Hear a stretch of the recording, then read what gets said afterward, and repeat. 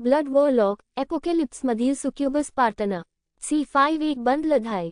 Beijing university संपूर्ण चीनमधील सर्वात प्रतिष्ठित विद्यापीठांपैकी एक आहे, तसेच जगातील सर्वात महत्त्वाच्या विद्यापीठांपैकी एक आहे ज्यामध्ये परदेशी विद्यार्थी देखील उपस्थित होते.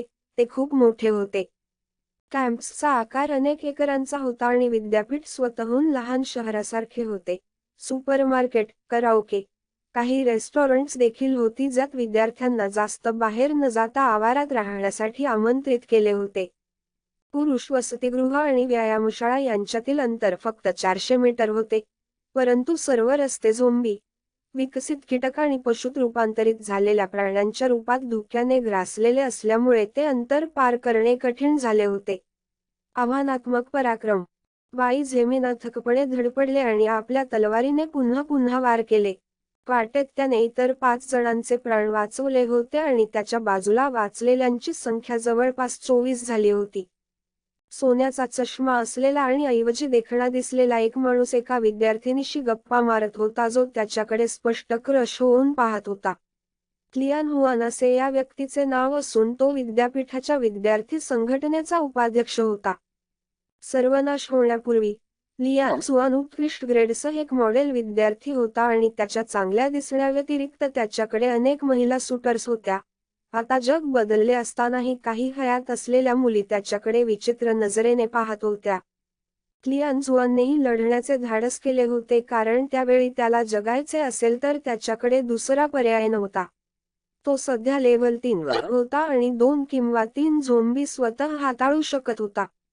जेव्हा त्याला बाई झेमिनच्या गटाचा सामना करावा लागला तेव्हा त्याला 6 झोंबींनी वेढले होते, ज्याचा अर्थ त्याच्यासाठी मृत्यू होता. त्याने 2 झोंबी मारल्यानंतर आणि बाई झेमिनने इतर 4 जणांना मारल्यानंतर लियान हुआन या गटात सामील झाला आणि झुंजणाऱ्या झोंबींना मारण्यात मदत केली. शेवटी बाई झेमिन सारख्या व्यक्तीसाठी, जो सतत त्याच्यापेक्षा उच्च स्तरावरील प्राण्यांशी लढत होता आणि मारत होता, 1 किंवा 2 झोंबी न जाता इतक्या मोठ्या लोकांच्या गटाचे संरक्षण करणे 100% सुरक्षित नव्हते. झटपट, अचानक, एक हिरवी सावली विस्मयकारक वेगाने 20 लोकांच्या गटाकडे धावत अंतरावर दिसली. बाई झेमिनने नुकताच 20 सेंटीमीटर लांबीचा डास मारला होता आणि तो प्रतिक्रिया देण्यापूर्वीच ती हिरवी सावली त्याच्या संरक्षण परिमितीच्या पलीकडे गेली होती. लियान हुआन समोर दिसली. लियान हुआनचा चेहरा फिका पडला आणि त्याने एक पाऊल मागे घेतले. जर त्याला काही झोंबींचा सामना करावा लागला तर तो अजूनही ठीक होता. परंतु जर एखादी मोठी मधमाशी किंवा सरासरीपेक्षा जास्त वेग असलेला कुत्रा दिसला तर त्याला प्रतिक्रिया देण्यास काही मार्ग नव्हता. कारण लियान हुआनने आतापर्यंत फक्त झोंबी मारले होते. त्याने फक्त पहिल्या 4 किंवा 5 झोंबींमध्ये अतिरिक्त गुणधर्म मिळवले आणि फक्त तग धरण्याची क्षमता मिळवली. लियान हुआनने ताकद वाढवून मिळवलेले 6 स्टेटस पॉइंट्स देखील वापरले होते, त्यामुळे त्याचा वेग फक्त सरासरी होता. लियान हुआनने त्याच्याशी गप्पा मारणाऱ्या मुलीला पकडले आणि या प्रक्रियेत आच्छादन घेत त्याने तिला त्या विचित्र सावलीसमोर फेकले तेव्हाही त्याने अजिबात संकोच केला नाही. हिरवी सावली अचानक चमकली आणि पुढच्याच क्षणात मुलीच्या शरीराचे 2 तुकडे झाले. तिचे रक्त सर्वत्र पसरले आणि तिचा मृत्यू होण्यापूर्वी तिच्या डोळ्यात धक्का आणि अविश्वास चमकला. तिच्या सर्वात जंगली स्वप्नांमध्येही तिने कधीही अपेक्षा केली नसेल की सामान्यपणे सुसंस्कृत, सभ्य आणि सभ्यपणे लियान हुआन असे क्रूर पाऊल उचलण्यास मागे पुढे पाहणार नाही. वाचलेले घाबरले आणि काही जण अव्यवस्थितपणे सर्व दिशांनी पळू लागले. इतर भीतीमुळे हलले नाहीत आणि काही हुशार बाई झेमिनच्या जवळ जाण्याचा प्रयत्न करत असतानाच तेथून निघून गेले कारण त्यांना जगण्याची एकमेव आशा होती.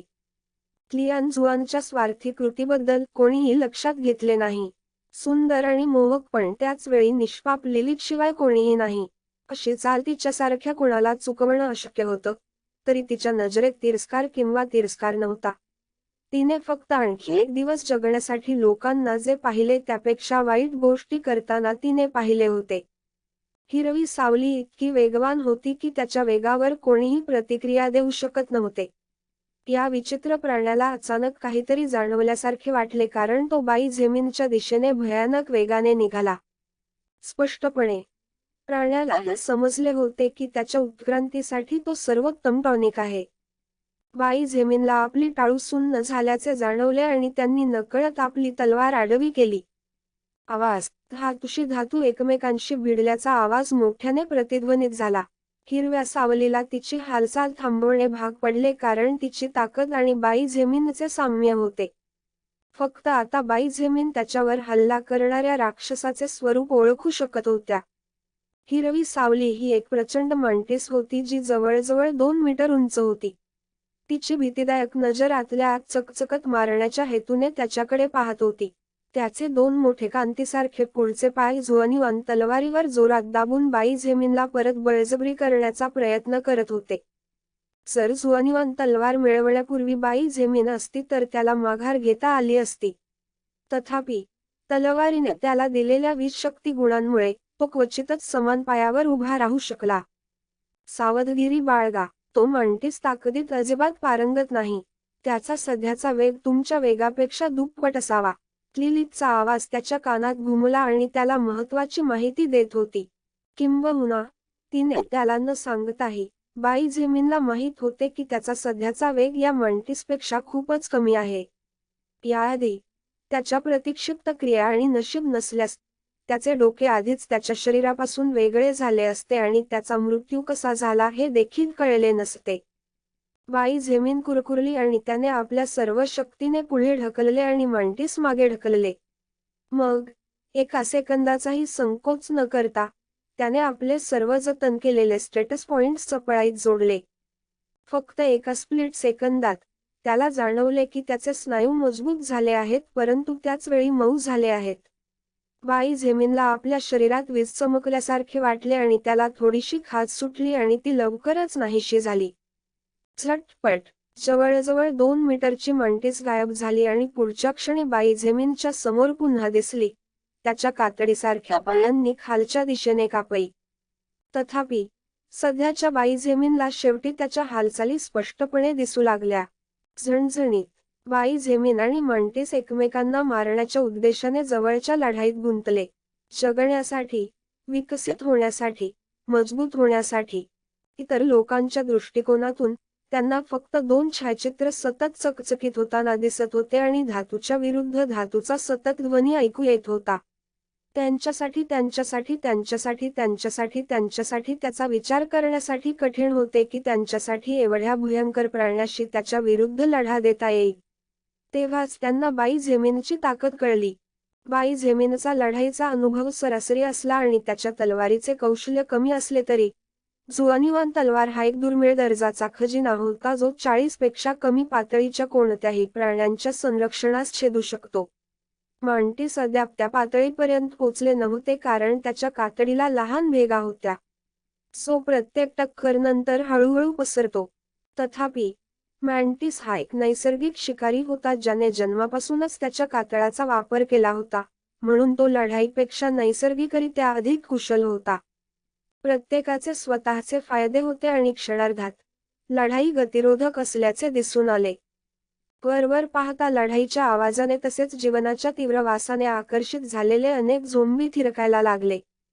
बाई झेमिनने त्यांना पटकन पाहिले आणि त्यांना माहीत होते की या दराने केवळ सर्व वाचलेलेच मरणार नाहीत, परंतु जेव्हा त्यांनी त्याला घेरले तेव्हा तो देखील पडेल. शेवटी, मॅन्टिसला संसर्गाची भीती वाटत नाही, परंतु तो होता. आपला दृढनिश्चय बळकट करून, बाई झेमिनने रणांगणाचे सर्वेक्षण केले आणि मॅन्टिसला एका विशिष्ट ठिकाणी आकर्षित करून हळूहळू मागे हटले. त्या ठिकाणी पोहोचल्यावर, बाई झेमिनने 60 गुण खर्च केले आणि मृत झोंबींच्या रक्ताचा वापर करून 6 रक्तरंजित साखळ्या तयार केल्या. मॅन्टिस स्पष्टपणे आश्चर्यचकित झाला होता आणि त्याच्या शरीराभोवती साखळ्यांनी घट गुंडाळले होते. त्याची हालचाल ठप्प झाली होती आणि 2 रक्तरंजित साखळदंडांनी त्याचे 2 कातळ हवेतच थांबवले होते. पशु स्वतःला सोडवण्याच्या प्रयत्नात भयंकर झगडत होता आणि त्याच्या कातळांना आवरलेल्या साखळ्या कोणत्याही क्षणी तुटल्यासारखे ताणू लागल्या. हे पाहून बाई झेमिनचा चेहरा जरासा बदलला आणि तो पटकन पुढे सरसावला आणि सर्व शक्तीनिशी त्या प्राण्याच्या डोक्यावर आपटला. तीक्ष्ण प्रकाशाच्या फ्लॅशनंतर, त्याचे डोके जमिनीवर पडण्यापूर्वी मॅन्टिसच्या हालचाली क्षणभर थांबल्या आणि त्यानंतर त्याच्या मानेतून रक्ताचा फवारा निघाला. तुम्ही ग्रेट फास्ट माउंटेस लेव्हल 25 ची आत्माशक्ती प्राप्त केली आहे. चपथाई +14, सामर्थ्य +10, जादू +10, मन +10. तुम्ही पातळी वाढवली आहे आणि 10 ची पातळी गाठली आहे. तुम्हाला मुक्तपणे वितरित करण्यासाठी 2 विशेषता गुण मिळतात. तुम्ही पातळी वाढवली आहे आणि 11 ची पातळी गाठली आहे. तुम्ही पातळी वाढवली आहे आणि 12 ची पातळी गाठली आहे.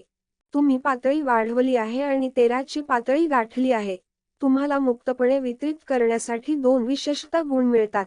ग्रेट फास्ट मॅन्टिसच्या शरीरातून आत्मशक्तीचा एक प्रचंड कक्ष बाहेर आला आणि बाईझेमिनच्या शरीरात प्रवेश केला.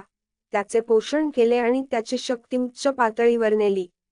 शिवाय त्याचा परिणाम म्हणून त्याने थेट 4 स्तरही मिळवले. याशिवाय